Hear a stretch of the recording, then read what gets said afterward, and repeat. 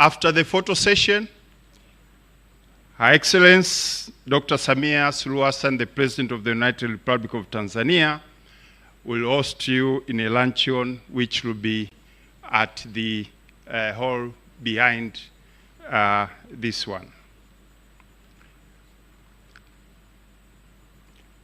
We expect Her Excellency the President to depart at around 12:55, and then our program will end at 1 p.m.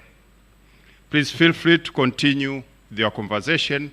Thank you. We'll be back shortly to start our program.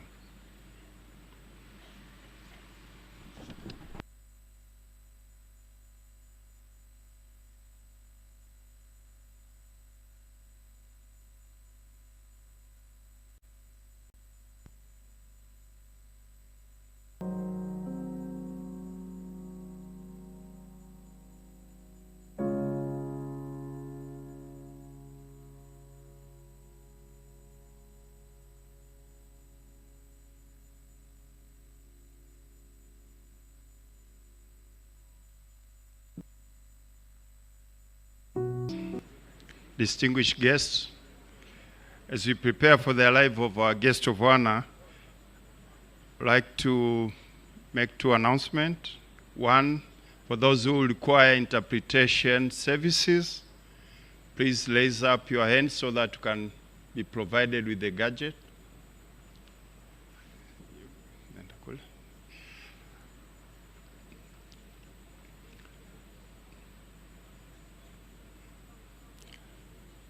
So our interpretation will be number 1, English, number 2, French, and number 3, Kiswahili.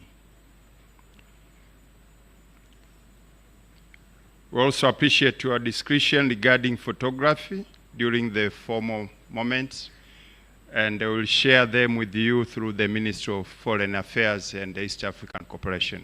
Thank you.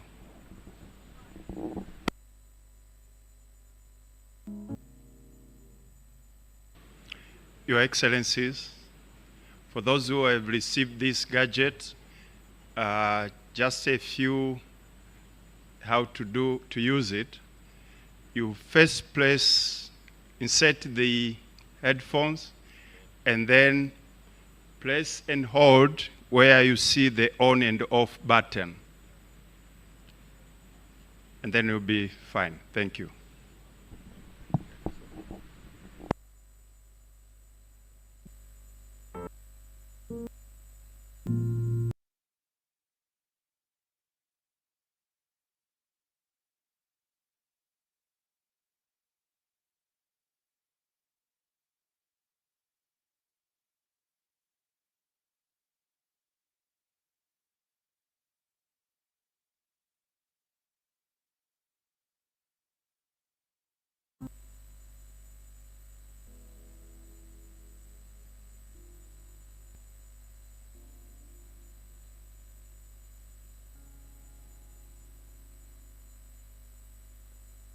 Ambassadors and High Commissioners, distinguished guests, ladies and gentlemen.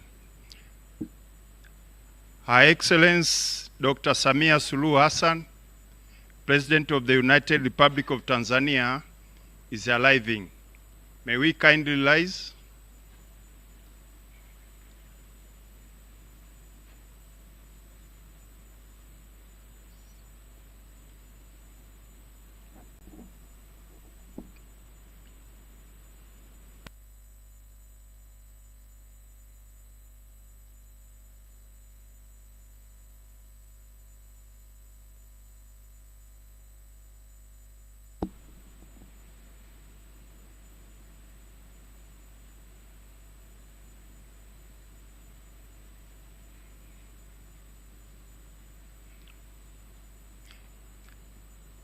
Your Excellency, Dr. Samia Suluhu Hassan, President of the United Republic of Tanzania, with your permission, may I please ask your guests to take their seats. Thank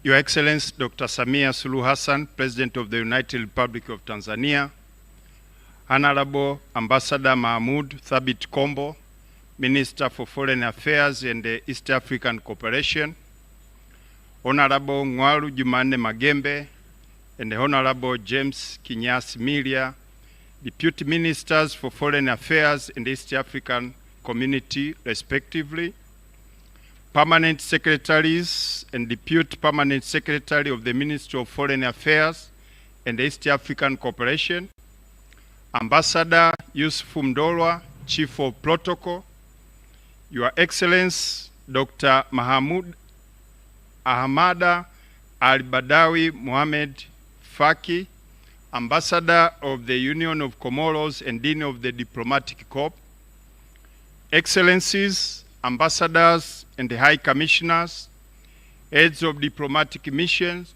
International Organizations and other members of Diplomatic Corps, Heads of the Department of the Units, Minister of Foreign Affairs and East African Cooperation, distinguished guests, ladies and gentlemen, good morning and welcome. It is my great honor and pleasure to host you this morning here in our beautiful capital city of Dodoma, our political heart. A city that continues to grow not only as a constitutional capital of Tanzania, but also as a center of dialogue, diplomacy, and shared purpose. That this gathering takes place in Dodoma for the first time is not accidental. It reflects how the center of governance, dialogue, and partnership has firmly taken root here. On behalf of Our Excellency Dr. Samia Suluhu Hassan, President of the United Republic of Tanzania, I warmly welcome you all. Karibuni sana and feel at home. It is now my honor to invite our first speaker to offer brief welcoming remarks. Please join me in welcoming Honorable Ambassador Mahmoud Thabit Kombo, Minister for Foreign Affairs and East African Cooperation.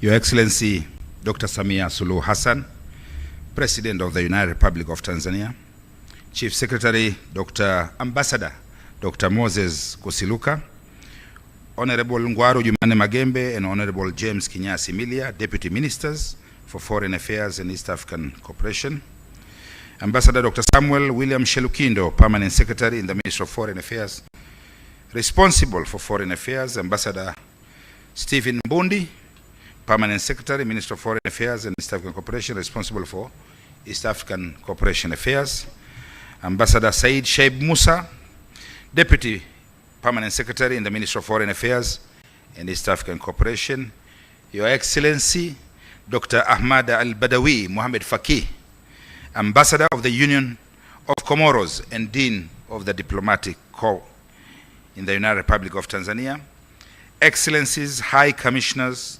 Ambassadors, Heads of Diplomatic Missions and International Organizations, Heads of Department and Units from the Ministry of Foreign Affairs and East African Cooperation. Can you all stand so that the President sees you? I want the team from Ministry of Foreign Affairs. Mheshimiwa, hiyo ndio timu yetu ya Wizara ya Mambo ya Nchi. Nimetaka waone. Asanteni sana. Heads of international organization, distinguished guests, ladies and gentlemen, good morning to you all. Good morning to you all.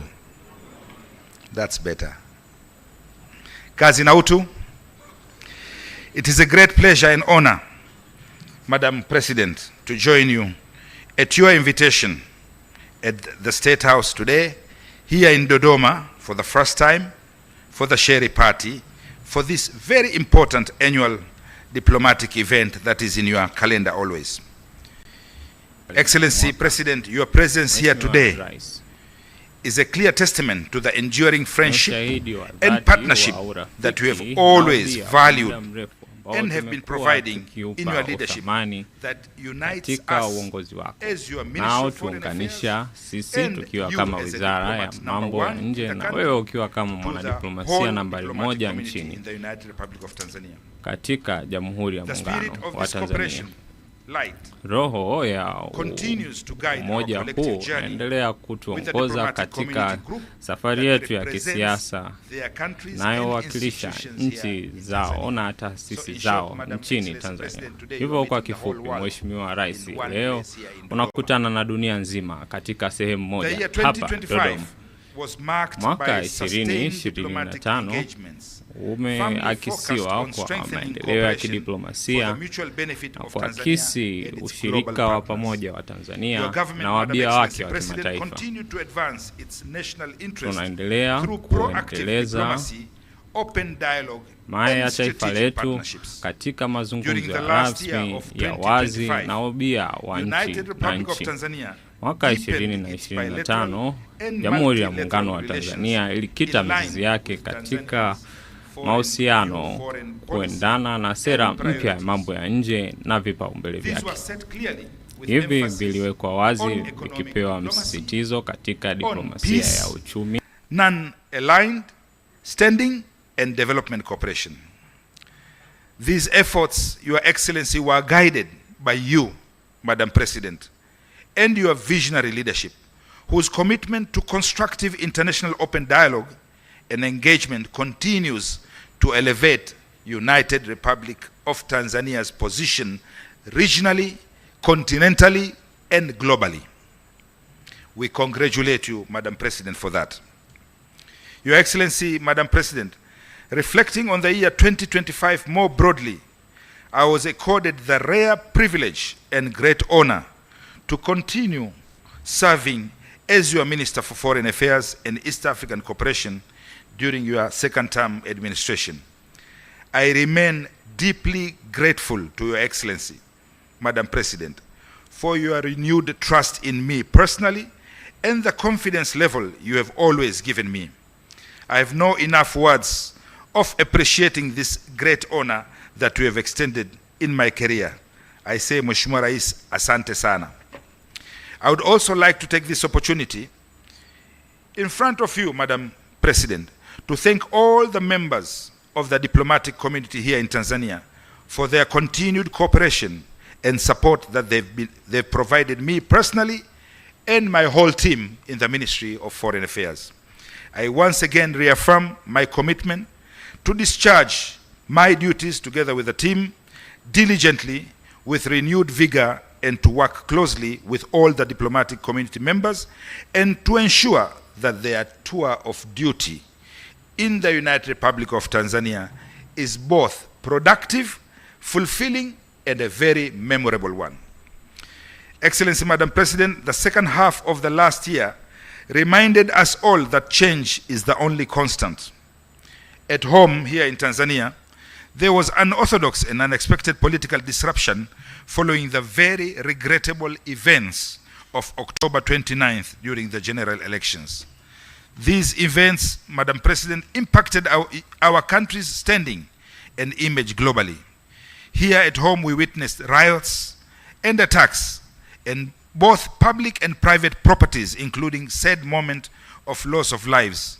And while abroad, we witnessed disturbing developments of increased polarization, diminishing multilateralism, funding cuts, and global economic uncertainty. Our foreign policy and our Tanzanian diplomacy were put to the test for the first time in our history since independence 64 years ago. Madam Excellency President, upon my appointment as your foreign minister, I received many calls and written messages of encouragement and solidarity from many of our close friends and allies. Some included concerns too, while others asked what happened to Tanzania, a known cradle of peace for the last 64 years in the region since its independence. Others submitted their messages through diplomatic channels to you, Your Excellency, while some, unfortunately, through inappropriate platforms and spaces. I shared with you, Excellency, Madam President, as diplomat number one, each message that we received. For me and my team in the ministry, every message mattered. Every voice was heard and acted upon. All we required, as you said previously, was space of time interval to address each one of them appropriately and respond to it accordingly. On the 28th November, you instructed me for the first time to meet with all the excellencies around this room in order to explain the same to them. That was my first meeting as the new minister in this term. With your able wisdom, Madam Excellency President, and guidance, and upon your instructions and directives, I actively and extensively reached out to all and engaged capitals, allies, majesties, and friends who all welcomed your message with open arms and hearts through the special envoy. Madam Excellency President, to those who needed more clarification, I provided it and shared our narrative. With those narratives, where those narratives differed from ours, I gave them a detailed explanation with supporting evidences. Finally, we were well understood as a nation, and the United Nations agreed to provide space for healing and recovery via your inquiry commission, which I clearly explained to be followed by reconciliation through Your Excellency, Madam President, strengthened for our practical approach, which you clearly mentioned in your speech during the launch of Inquiry Commission, who also met this diplomatic community present here today. Madam President, I also registered our concerns with those whose conduct was inconsistent with our playbook, the Vienna Convention on Diplomatic Relations of 1961, and fell short of long-standing diplomatic traditions and decorum. These too were well noted and received with a feedback provided to you, Excellency. No opportunity was lost and no avenue spared, whether it was a telemeeting with Commonwealth ministers, virtually or bilateral visits, or in the margins of other international conferences. I reached out with your instructions with the same message, Your Excellency, that there is a return to normalcy in Tanzania and the lives of Tanzanians, and that our government is taking bold measures to fix what was tested but not broken. The message was very loud and clear that we stand stronger as a nation, united in our healing process and unified in our recovery. Madam Excellency President, I commend Your Excellency's leadership, consistency, and clarity in your message throughout my journey, which I went around to meet different leaders to deliver this message. We managed to navigate the complexity under your leadership and endured difficulties and sustained momentum. We echo your promise of never shying away from any engagement, and let's have an open dialogue with respect, but in ways and manners that respect our political space, our mutual interests, our dignity, heshima yetu, our values, traditions, and culture. This is consistent with the pillars and principles of our Constitution and foreign policy of the United Republic of Tanzania. That is what makes us Tanzanians a unique identity that we pride ourselves globally. It would be a remiss for me, Excellency Madam President, not to mention and acknowledge all our gallant ambassadors, high commissioners, and diplomats abroad representing our nation.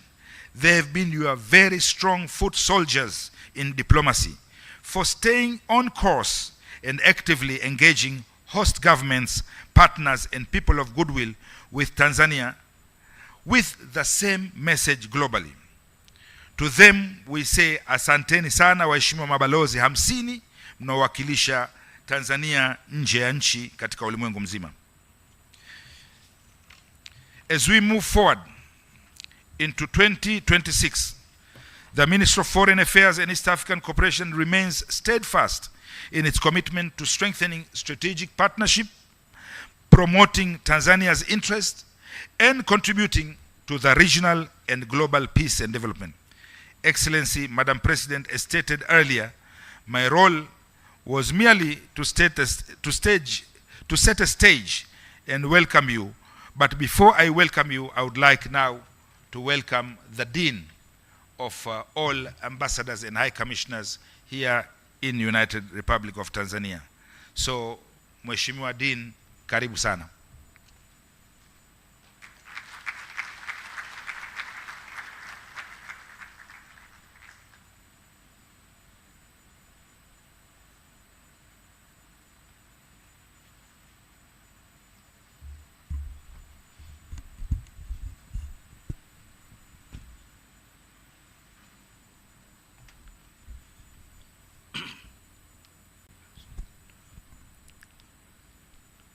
Bismillah ar-Rahman ar-Rahim. Avant de commencer mon discours, on va procéder à une séance de prière. J'inviterai mon collègue Argentino pour une prière, mais aussi personnellement pour une prière pour les musulmans. Bismillah ar-Rahman ar-Rahim. Allahumma inna fi man hadayt.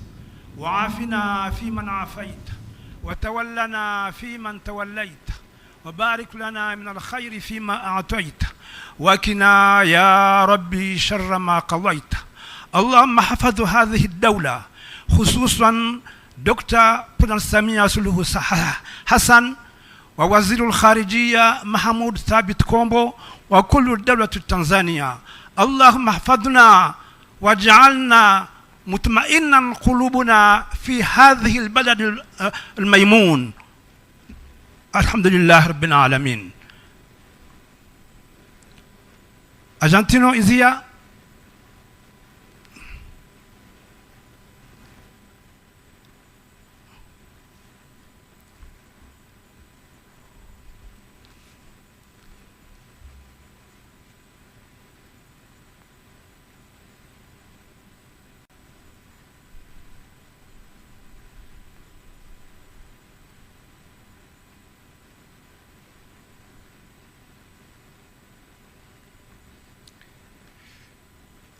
Dear Heavenly Father, we thank you for having gathered us today.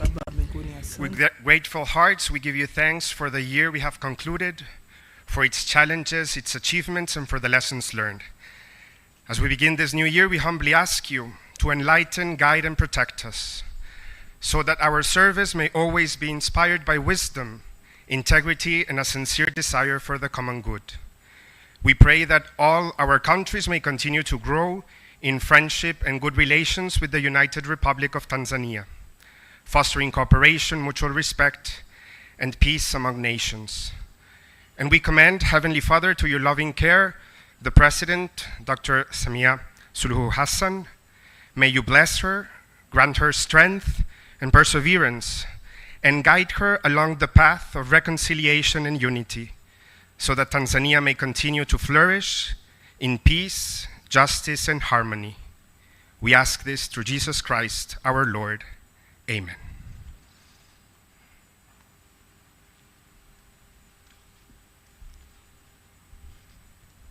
Thank you. Mheshimiwa Dr. Samia Suluhu Hassan, Raisi wa Jamhuri ya Muungano wa Tanzania, Mheshimiwa Balozi Mahmoud Thabit Kombo, mbunge, waziri wa mambo ya nje na East African Cooperation wa Tanzania, naibu waziri Ngarujumani Mangembe, bunge, Kinyasi Milia, bunge, Mheshimiwa Balozi Dr. Samuel William Shilukindo, Katibu Mkuu Wizara ya Mambo ya Nje, Mheshimiwa Stephen Bundi, Katibu Mkuu in charge Afrika ya Mashariki, Naibu Katibu Musa Shaib, Balozi Yusuf Mdolwa, Mkuu wa Itifaki, Mashawiri Ahadul Mashawir na wakurugenzi walio hapa, wageni waalikwa, mabibi na mabwana, assalamu alaikum wa rahmatullahi ta'ala wa barakatuh.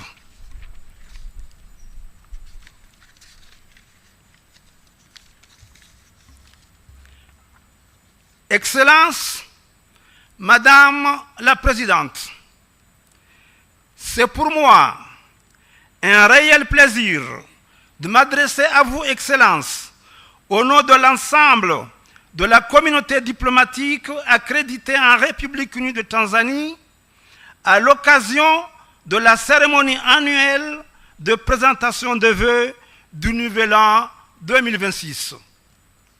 Cette rencontre constitue un moment privilégié de réflexion, de partage, placé sous le signe de l'amitié, de l'ouverture, de l'engagement mutuel, du respect, et qui caractérise vos relations avec la communauté diplomatique. Tukiwa tunaendana na namna ambavyo umefahamika katika ushirika wa mabalozi hawa, na naomba niruhusu Mheshimiwa Rais Dr. Samia Suluhu Hassan niweze kusema ya kwamba ninakushukuru wewe binafsi pamoja na watu wa Tanzania kwa ajili ya ukarimu wao, kwa ajili ya unyenyekevu wao na wazi wao, na umoja huu na ushirikiano huu ndo unaofanya tuweze kuendelea kushirikiana. Na pia ningependa kwa niaba ya mabalozi kukupongeza kutokana na kuweza kushinda kuendelea na uongozi wako kwa awamu ya pili, na tunaendelea kuwa na dhamira ya dhati kuendelea kufanya kazi kwa karibu na watu wa Tanzania, na pia tukiheshimu nchi ya Tanzania na maono ya ile dira ya 2050. Tanzania ina nafasi ya kipekee sana katika bara la Afrika na huu ukanda wa Afrika Mashariki na duniani kwa ujumla, na inafahamika kama nchi ya amani, kama nchi ya umoja na utulivu, na pia daraja la biashara, na ni taifa ambalo sauti yake ina nguvu hata ya kimaadili katika umoja na kadhalika. Katika swala la kimaongozi, Mheshimiwa Rais, ni wazi kabisa kwamba Tanzania inaendelea kuonyesha dhamira yake na uwezo wake mkuu, ule wakati ambapo dunia inapitia wakati mgumu, na kwa kweli tumeona dhamira ya dhati ya nchi yako katika kutunza amani na utulivu, na nafasi yake pia katika kuweza kutunza nafasi yake kama mmoja wa wabia muhimu sana katika ukanda huu na hata katika jamii ya kimataifa. Na kutokana na hilo,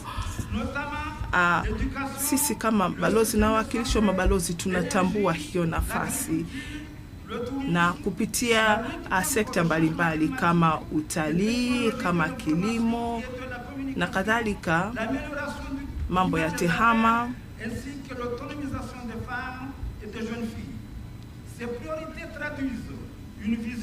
hata katika swala zima la ukosoa wanawake tumeona kabisa namna gani yote haya Tanzania mmezidi kuwa vinara na kuonyesha namna gani mnaweza kuonyesha mfano. Na unajua mataifa mengi waga yanapitia kipindi cha jaribiwa kama hiki. Kwa hiyo kitu ambacho kinatofautisha yale mataifa yenye nguvu ni ule uwezo wa kushinda nyakati kama hizi na kuweza kuzishinda kupitia majadiliano na kuweza kuwa na dhamira dhati ya kuweza kusonga mbele. Kwa hiyo sisi kama mabalozi na wawakilishi wa mabalozi kwa kweli tulifuatilia kwa ukaribu sana yale yaliyotokea baada ya uchaguzi mwaka jana 2025, na tukaona namna gani serikali ya Tanzania iliweza kulisimamia swala lote, na pia tungependa kutoa salamu zetu za pole, lakini pia tumfurahia na namna ambavyo kumeweza kuundwa ile tume ili kuweza kuona namna gani ya kuzuia matukio haya huko mbeleni. Kwa hiyo sisi kama wabia ambao tunashirikiana na tunaheshimiana,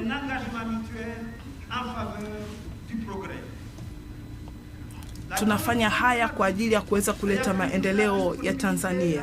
Kwa hiyo tunaasa kwamba tutaendelea kufanya kazi kwa karibu na serikali ya Tanzania kupitia kuendelea kwa majadiliano na kuendelea kuwa na ushirikiano mkubwa, tukiendelea kusimamia filosofia ambazo hata wewe kama Mheshimiwa Rais unaendelea kuzisimamia.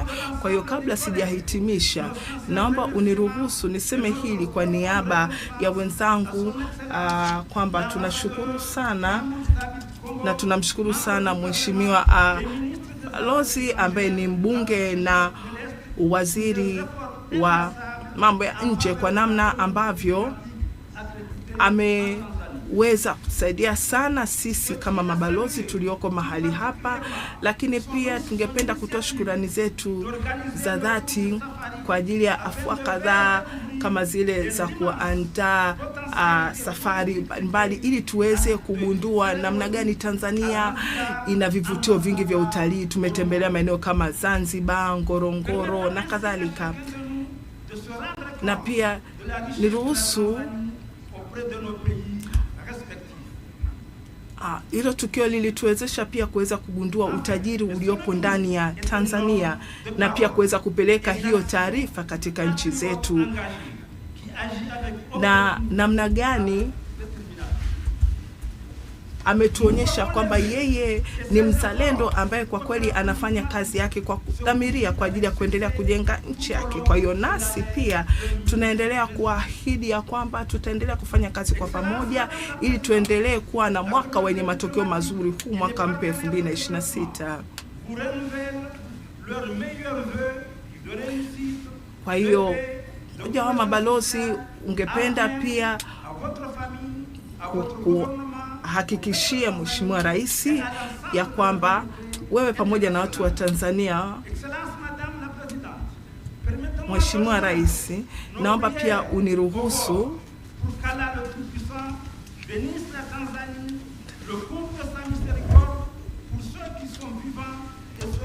qui nous ont quittés et enfin accorde un prompt rétablissement à ceux qui sont malades. Vive la Tanzanie.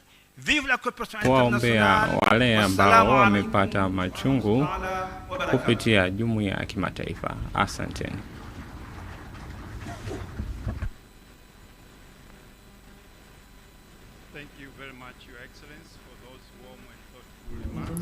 Ninakushukuru sana Mheshimiwa Balozi kwa hotuba yako hiyo fupi.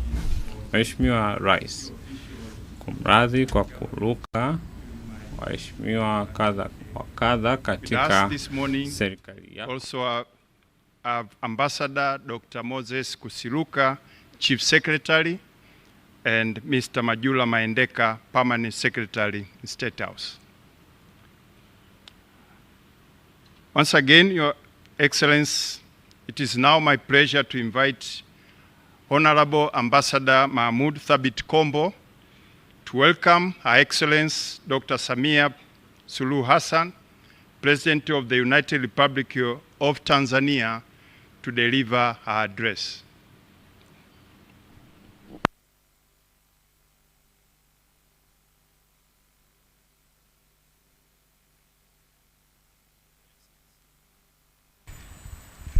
Your Excellency, Dr. Samia Suluhu Hassan, President of the United Republic of Tanzania, I did address the Chief Secretary, but I also apologize I didn't see your PS Majura Mahendeka. Maybe you can stand so that the whole world sees you today, because the world is around here today in one room in Dodoma. Asante sana Chief Secretary, asante sana PS Mahendeka. As I said earlier, today is not my stage for speaking. The distinguished heads of missions, representatives of regional and international organizations present here today, the high commissioners and ambassadors, together with all other esteemed guests that Your Excellency have invited, are keen and eagerly ready to hear you.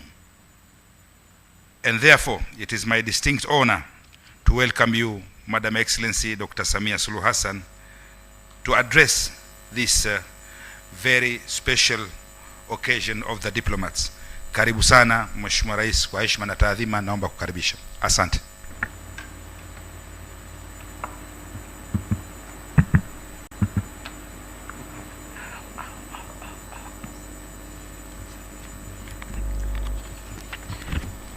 May we please take our seats.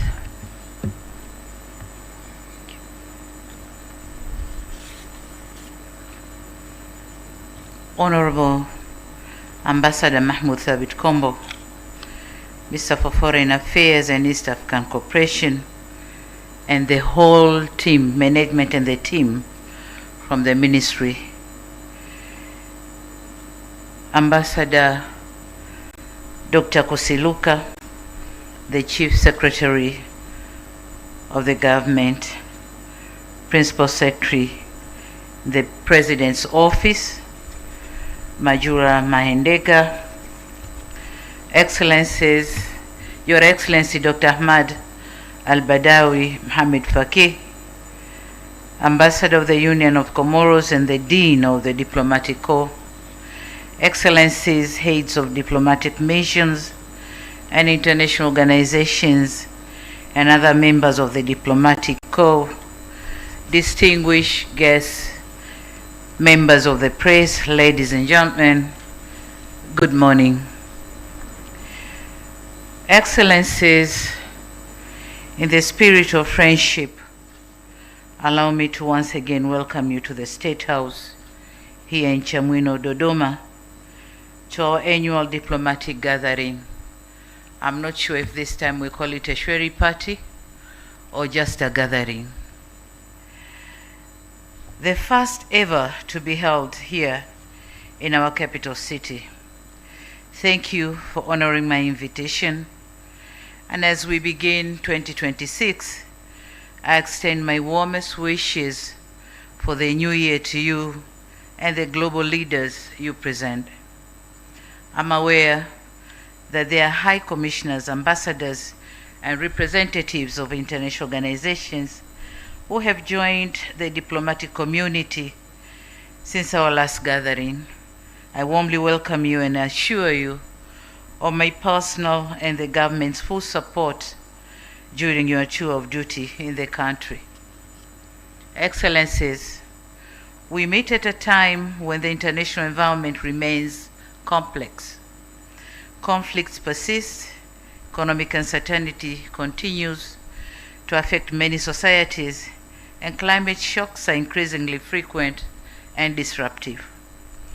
In such a world, Tanzania remains firmly convinced that dialogue, cooperation, and multilateral solutions are indispensable, and the value of diplomacy is not ceremonial, it is essential. The past year has been impactful and one of profound transition, not only for us, but for our neighbors and allies. In memoriam, we pause to honor the prominent global icons who have passed away this last year. Their contributions to development will forever be etched in our history. We extend our deepest condolences to their nations while their legacies challenge us to lead with greater purpose. On the other hand, we have witnessed the wind of change, and we have watched with keen interest the various elections across our continent. We congratulate the newly elected governments in our brotherly nations. Tanzania stands ready to work with these new administrations to strengthen African Union's vision of an integrated and prosperous continent. We note with satisfaction the prevailed democratic resilience across the globe. Despite our own challenges, we celebrate the peaceful transition of power seen in friendly nations abroad, including some of your own countries. Their success provides us with a roadmap for our own institutional reforms. As you are aware, diplomacy is deeply rooted in mutual respect, and I wish to take this moment to extend my warmest congratulations to all nations celebrating their national days this month. Tanzania celebrates with you. Your progress inspires our own, and your friendship is a pillar of our foreign policy. Excellencies, the past year was a significant chapter in Tanzania's journey.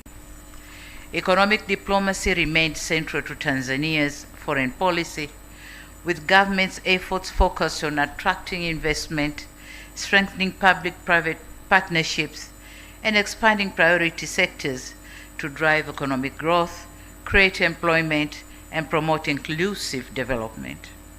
My administration remains committed to further unlocking our economy by, among other things, empowering the private sector. Looking ahead, we'll pay particular attention to the blue and green economies, logistics, manufacturing, and digital landscape. Furthermore, we are eager to harness our extractive sector, including natural gas, iron, steel, and critical minerals, to drive national development. Excellencies, as you are aware, we successfully conducted our 7th democratic election, achieving a milestone with nearly 44% women representing in the National Assembly, and the election was solely financed through domestic resources. This underscored national ownership, institutional maturity, and the government's commitment to self-reliance in managing democratic processes.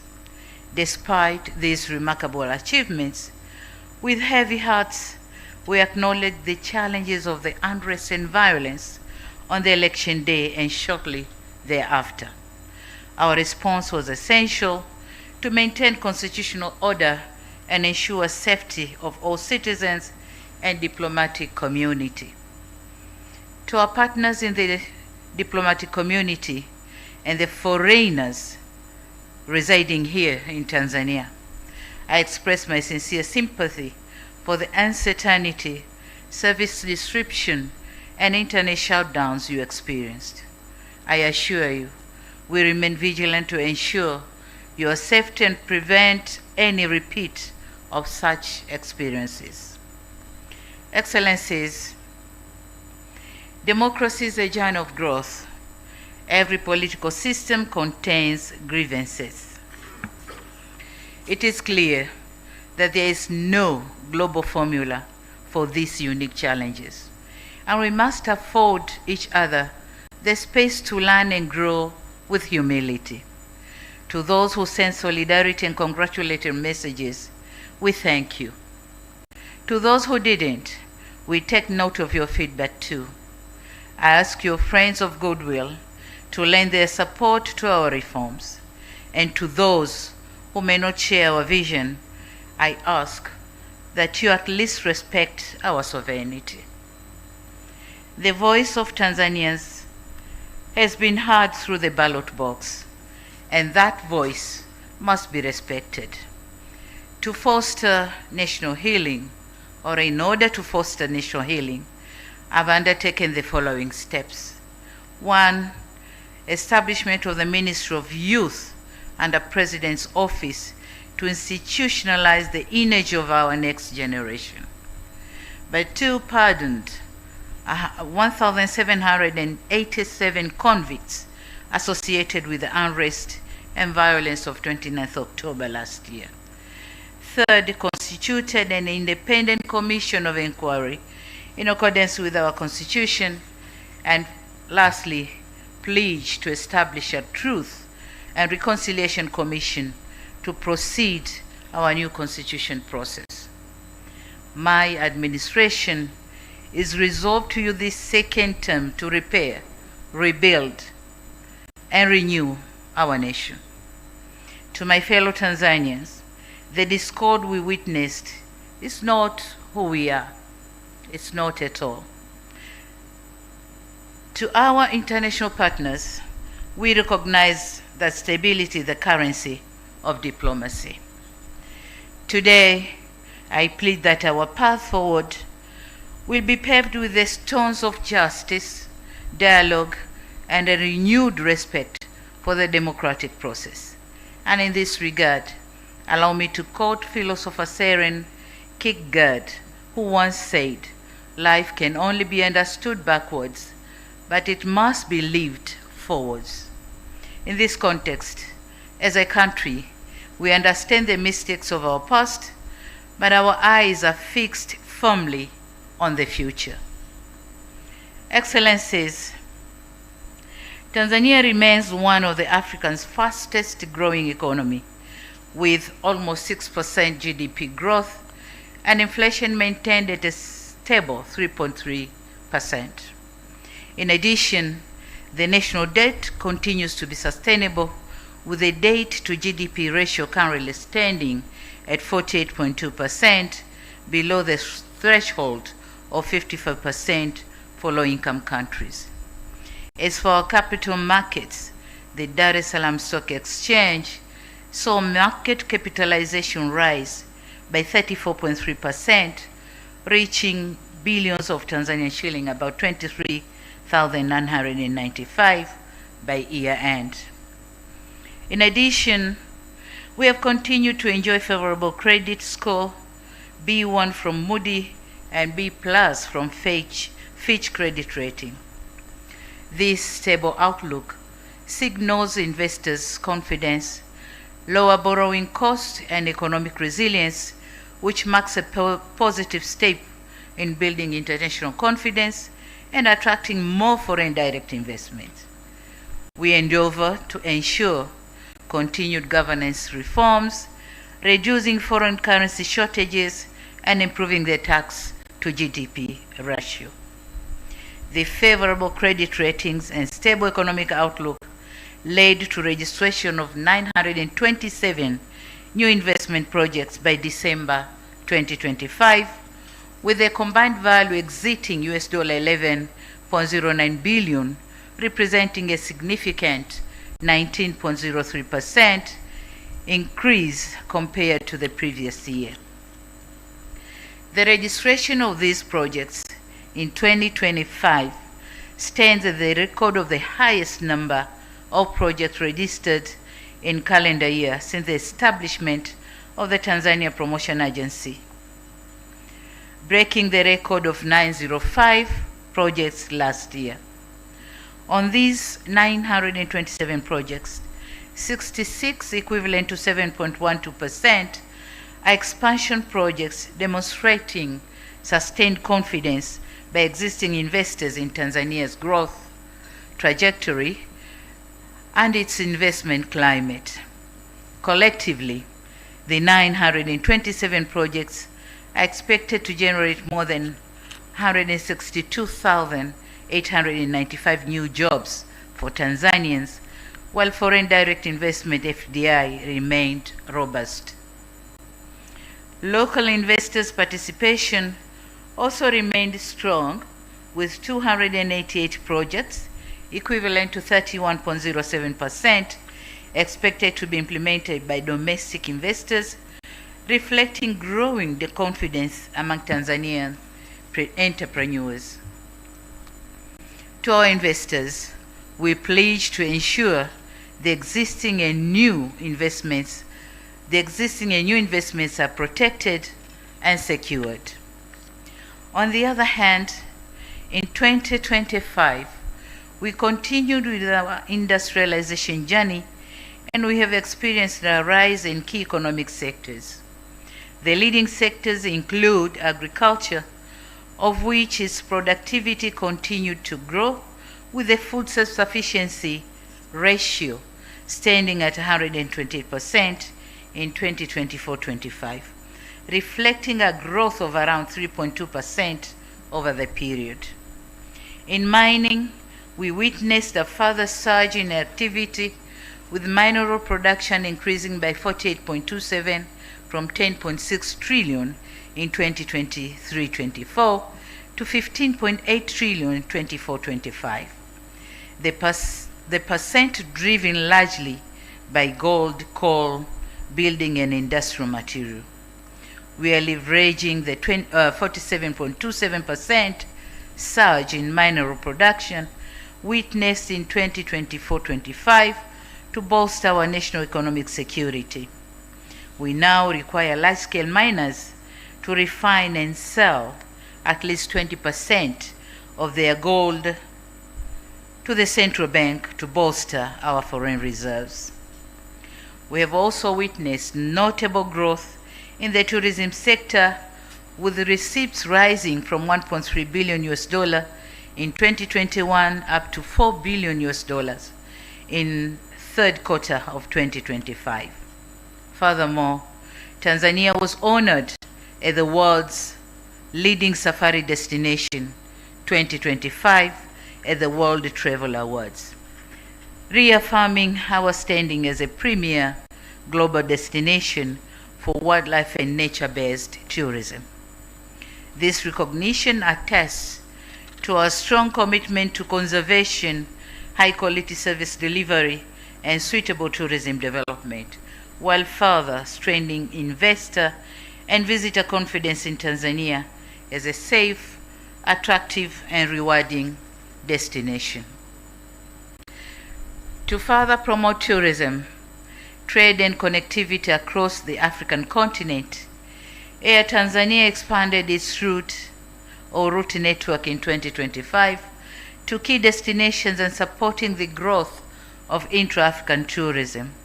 We remain focused on expanding our connectivity, accelerating infrastructure development, and diversifying tourism offerings as we position Tanzania as a regional hub for tourism, trade, and logistics in Africa. Excellencies, this year marks the launch of Tanzanian Development Vision 2050, or Dira 2050, aiming for double-digit economic expansion through productivity gains in agriculture and industrial value addition. In this regard, we will also prioritize new economic frontiers by unlocking the blue economy, green economy, logistics, and digital landscape.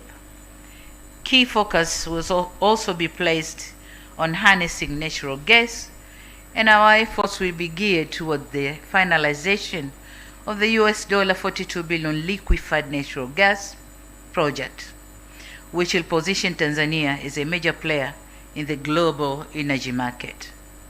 On the other hand, the country is building an enabling environment that will attract investment, innovation, and promote local value addition in the critical mineral sector. Our drive will be towards promoting responsible investment that power the technologies of tomorrow, support the global energy transition, industrial development, and ensure direct benefits for Tanzanians. We invite governments, private sector actors, and development agencies to come partner with us in this key sector. My government is committed to managing these resources responsibly, transparently, and inclusively.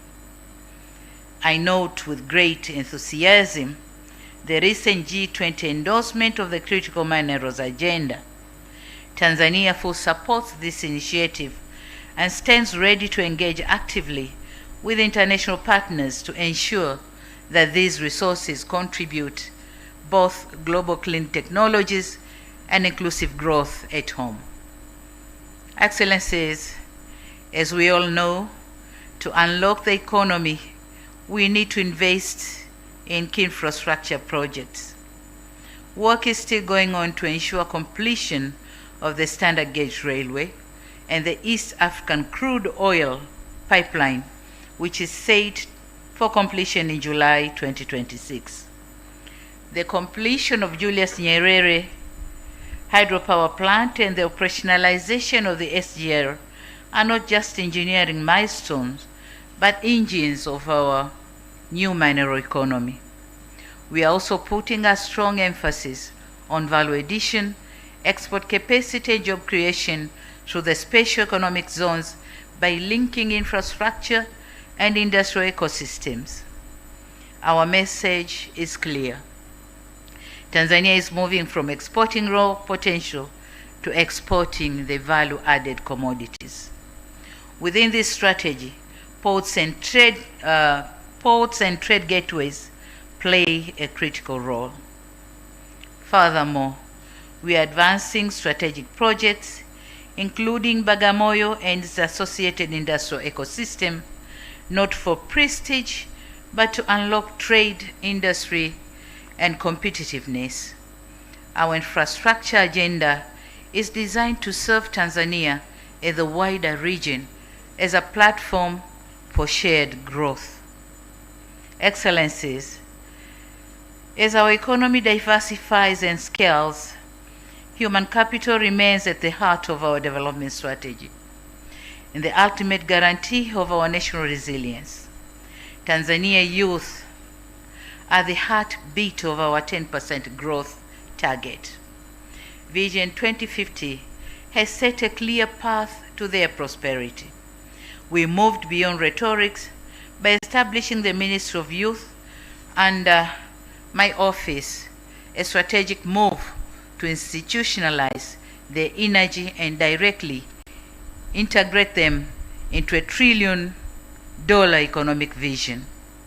We now invite the international community to partner with us in transforming this youthful passion into skilled human capital, and that will drive our national transformation. We are cognizant of the fact that a competitive economy is impossible without a healthy workforce in building a dynamic and a healthy human capital. Tanzania fundamentally transitioning from a reliance on health aid toward a strategic focus on health investment. As a core pillar of our 2026 foreign policy, our vision for a $1 trillion economy is inseparable from our roll out universal health insurance and resilient medical infrastructure. So I take this opportunity to invite the diplomatic community to move beyond traditional assistance and instead engaging with us in medical diplomacy by supporting our ambition to become a regional hub for specialized care. We intend to leverage the high reputation of institutions like Jakaya Kikwete Cardiac Institute to attract both medical as well as sustainable tourism.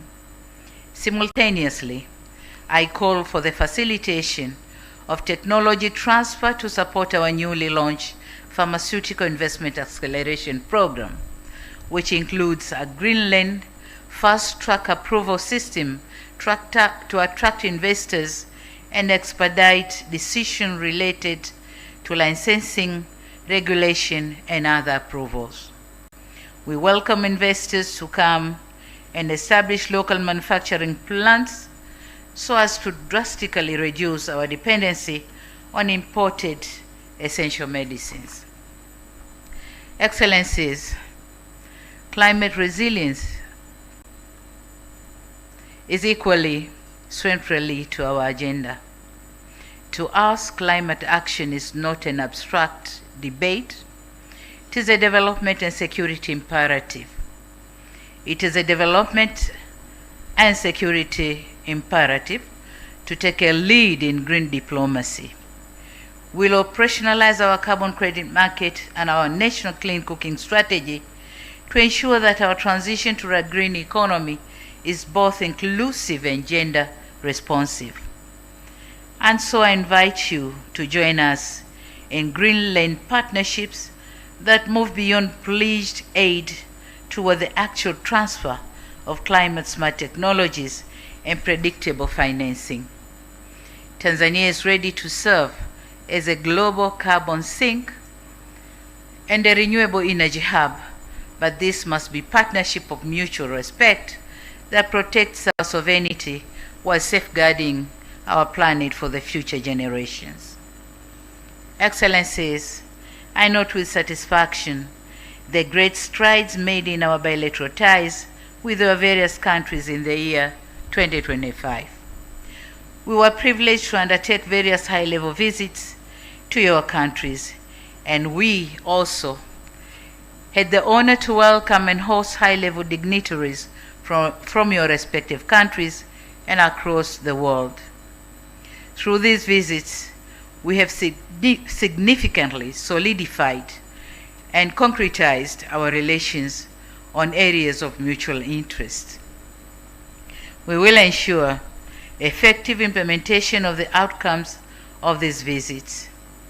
More areas of cooperation are expected to emerge through the joint permanent commissions and joint cooperation commissions and other joint platforms.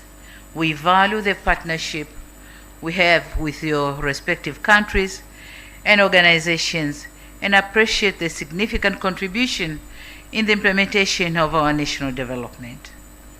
Excellencies, allow me now to highlight key milestones we made with some of your countries.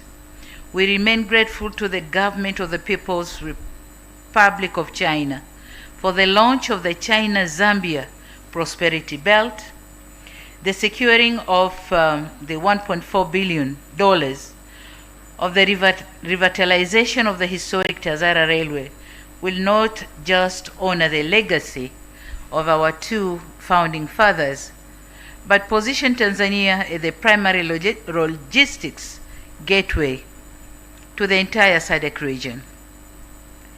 As we are modernizing this corridor, we invite more partners to join us in this prosperity belt where our geography, our youth, and our peace converge to be the modern and competitive Africa. On the other hand, we note with satisfaction our partnership with the Russian Federation through the Mantra Tanzania investment in the Mkuju River Uranium Project. This $1.2 billion investment aims to unlock one of the world's largest uranium deposits and move Tanzania beyond resource extraction to secure high-value technology and thousands of industrial jobs for our youth. As for our partners in the United States, our collaboration on $2.1 billion project of the Kabanga Nickel project is a shining example of our not business as usual approach to bilateral cooperation by moving towards a final investment decision this year. We are not just opening the mine, but launching a modern green industrial revolution. We value these partnerships for its commitment to domestic refining and value addition, ensuring our resources are converted into high-quality jobs and shared prosperity. This spirit of openness and shared prosperity is precisely why our diplomatic family continues to grow. We warmly welcome the Slovak Republic and Republic of Hungary to the Tanzanian diplomatic community, as the opening of their full-fledged embassies in Dar es Salaam marks a significant milestone in our commitment to deepening economic diplomacy and expanding its strategic partnership across European continent. In this respect, through you, Excellencies, Ambassadors, and High Commissioners, on behalf of the Government of Tanzania, I wish to extend our sincere gratitude to your governments for the unwavering support that facilitated smooth bilateral engagements. Excellencies, fostering regionalism is one of the key principles of our foreign policy. We firmly believe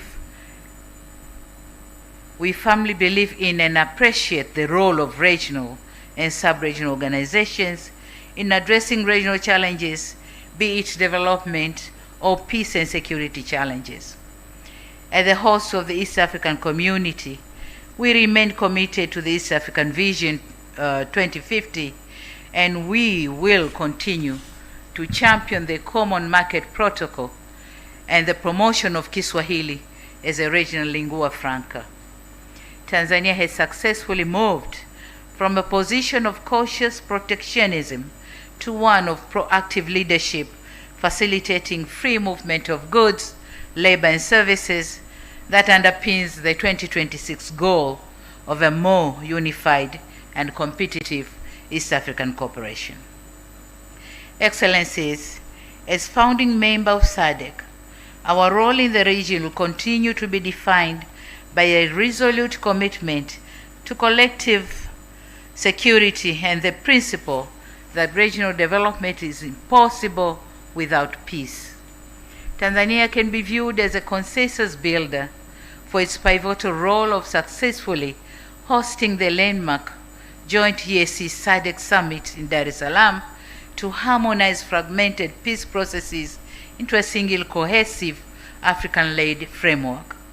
The summit sent a clear message that just as our challenges are shared, so must be our solutions, reaffirming the mantra African solutions for African problems.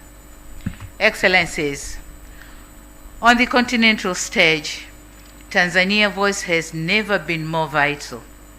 As the third vice chairperson of the African Union and a member of the African Union Peace and Security Council over the past 4 years, the United Republic of Tanzania has played an active and constructive role in shaping Africa's governance and peace and security architecture. Guided by a long-standing tradition of Pan-African solidarity and responsible multilateralism, Tanzania has consistently championed diplomacy, inclusive dialogue, and African-led solution as the most effective pathways to conflict resolution, social cohesion, national unity, and lasting stability. Through principled engagement in council deliberations, calm and balanced diplomacy, and steadfast respect to constitutional order, Tanzania has contributed meaningfully to timely responses to conflict and emerging security challenges, thereby enforcing or reinforcing the credibility, unity, and effectiveness of African Union Peace and Security Council in advancing a peaceful, secured, and resilient continent. Excellencies, in addition, we are using our mandate in the AU Bureau to drive the second 10-year plan of Agenda 2063, specifically focusing on African Free Continental Trade Area, full implementation and the global elevation of Kiswahili as a tool for trade. In leveraging the African Continental Free Trade Area, Tanzania continues to engage in trade activities, whereas we have recorded positive balance of trade through the African Continental Free Trade Area Guided Trade Initiative. Also, as the champion of women and youth in trade and the African Continental Free Trade Area, I call upon the international community to support the financial inclusion agenda for women and youth to facilitate their involvement in trade. On multilateralism, Excellencies, we are meeting at a time when the global architecture of cooperation is under strain. Growing unilateralism threatens to bypass the very institutions that have maintained global peace for decades. Tanzania's response to this trend is clear. Multilateralism is not optional, it is essential. Tanzania's commitment to regionalism and multilateralism remains unshaken. In an area of growing unilateralism, we believe multilateral platforms are the only way to balance interests and coordinate actions for the global good. In 2025, we utilize every multilateral platform to advocate for a more equitable global financial architecture, refuse to be mere spectators in debates that affect our sovereignty. We use our voice to urge the global powers to ensure that the rules of the international system work for many, not just for the few. Excellencies, the year 2025 also carried special significance for the international community as the 80th anniversary of the United Nations. For Tanzania, this milestone was not merely commemorative. It was an opportunity to reaffirm our enduring faith in multilateralism, international cooperation, and the founding principles of the United Nations. In our engagement at the United Nations during this anniversary year, Tanzania underscored a clear message that the credibility and relevance of the multilateral system must be preserved through equity, inclusiveness, respect for international law, and meaningful reform, particularly to ensure that the voices and interests of developing countries are fully reflected. Tanzania reaffirmed that peace, development, and human dignity are inseparable, and that global challenges demand collective, rule-based solutions rather than unilateral actions. Excellencies, it is undeniable that Tanzania's outlook on the global scene in 2025 was both prospective and challenging. In the year 2026, our voice will be raised to offer solutions, and our efforts will be concerted to resolve challenges. We'll do so guided by our traditional tenets of promotion of peace and stability, good neighborliness, adherence to the principle of non-alignment, non-interference in domestic affairs of other countries, upholding human rights, including the rights to development, and promoting regionalism and multilateralism. Tanzania will therefore not seek to take sides in a divided world, but rather will seek to build bridges that will bring the world together. Our commitment is towards a world governed by law, not by force. Excellencies, it will be remiss of me if I do not appreciate the support rendered by your respective governments to various candidatures of Tanzania in different organizations whose elections was held in 2025. Moreover, in advancing our cultural diplomacy, Tanzania continues to champion the promotion of Kiswahili as a unifying language that connects peoples, culture, and economies across borders. A particularly historic milestone was reached last year with UNESCO's decision to recognize Kiswahili as one of the official languages of its General Conference. This decision of a profound importance, as it marks the very first time a language of African origin has been accorded such status as the organization's highest decision-making body. Thank you very much, UNESCO. In conclusion, Your Excellencies, Tanzania remains a friend for all. We are non-aligned but multi-engaged, bridging the global West concessional support or the Global East infrastructure support. We seek sovereign pragmatism and engage in partnership that respect our autonomy while delivering mutual prosperity. The United Republic of Tanzania is focusing on its future.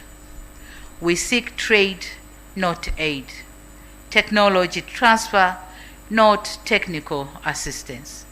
We welcome collaboration in de-risking projects through development financing institutions, export credit, blended finance, and risk insurance.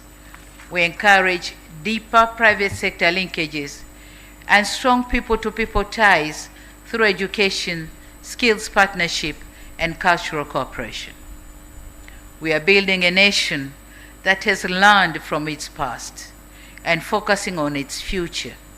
I urge you to look beyond the headlines of the past months and see the structural reforms we are undertaking. Our doors are open, our policy is clear, and our resolve is firm. Let us move from dialogue to delivery and from shared intent to shared impact. Let us build together for global prosperity.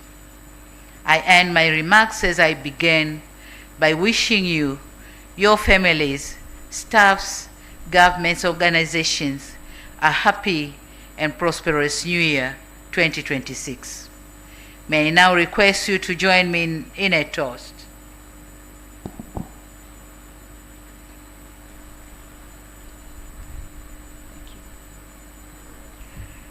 Let's toast for the continued peace and prosperity of the United Republic of Tanzania, for the strengthened friendship and cooperation between Tanzania and your countries and organizations, and for the continued well-being of all of us here present. Cheers, and a Happy New Year. Thank you very much. Asante sana.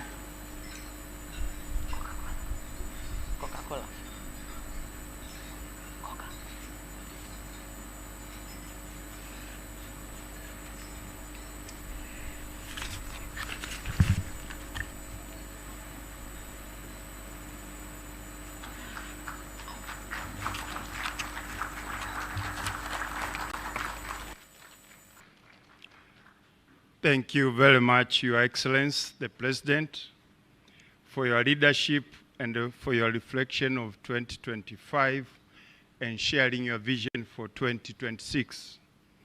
And specifically, you are resolved to use your second term to repair, rebuild, and renew our nation. This, Your Excellency, is truly living the saying that life can only be understood backwards, but it must be lived forward. And for that to happen, your call for partnership speaks volume. That Tanzania remains a friend for all. Your Excellency, the President, we thank you. Your Excellencies, honorable guests, we will now move forward from formal remarks to a one-by-one greet Her Excellency, the President session. Your Excellency, with your permission, may I kindly invite you to proceed to the center of the stage for the diplomatic community to greet you.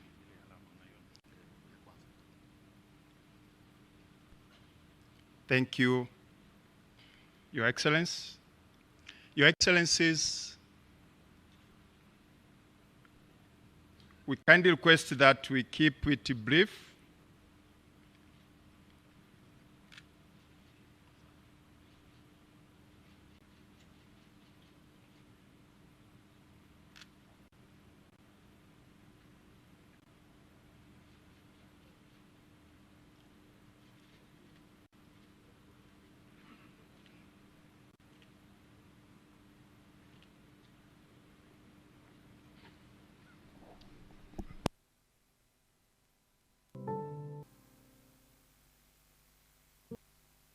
you.